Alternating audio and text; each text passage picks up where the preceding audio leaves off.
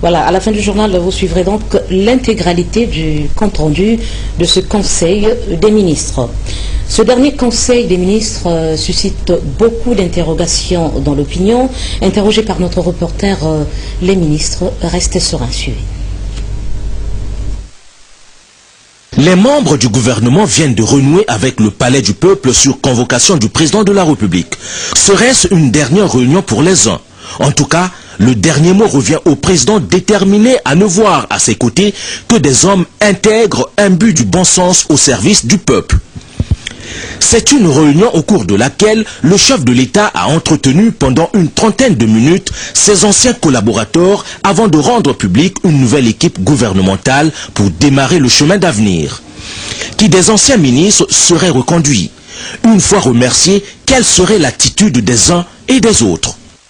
Un gouvernement, c'est comme une équipe de football. L'entraîneur adapte l'équipe en tenant compte de l'adversaire.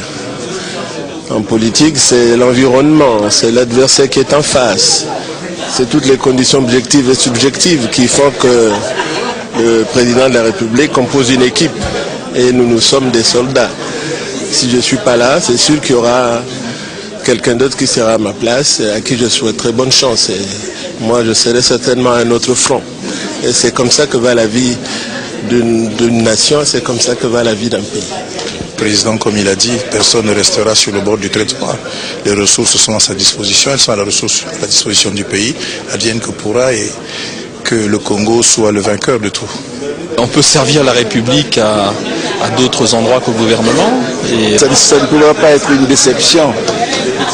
Ce qui doit compter, c'est le Congo. C'est le Congo qui doit sortir gagnant, quelle que soit la composition gouvernementale qu'il aura à faire. C'est le Congo qui doit sortir gagnant dans tout cela. Il ne pourrait pas être déçu. Il appartient au président de la République en toute souveraineté de composer son équipe. Si aujourd'hui le président prend une décision, il est le seul maître. Et c'est lui qui le fait dans l'intérêt de la République. Et que tous les gouvernants et tous ceux qui sont autour de lui, qui ne pourraient pas effectivement participer, doivent repartir d'où ils viennent et doivent toujours continuer à contribuer à l'essor de notre pays. Et c'est une partition. Chacun doit jouer sa partition, quel que soit l'endroit où il doit se trouver. Même les taximens, directeur général, directeur central, ministres et autres doivent continuer à travailler. Quel que soit l'endroit, ils doivent tout faire pour que notre pays puisse aller de l'avant.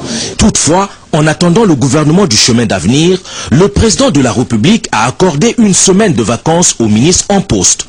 Signalant qu'avant de commencer cet entretien, le Conseil des ministres a observé une minute de silence en mémoire du ministre Tati Loutard.